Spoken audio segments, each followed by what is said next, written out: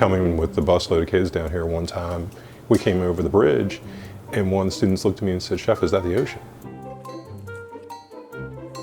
And she said, "I've never been out of Highland Springs my entire life."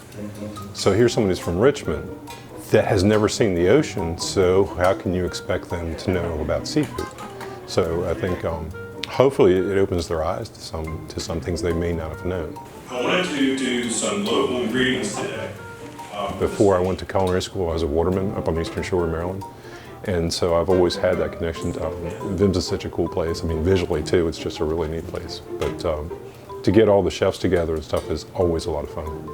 Our summer flounder is a left-eyed fish. I think the public in general hasn't really looked in depth with seafood. And for this area, I think a lot of them really don't know what goes on as far as the seafood in this area.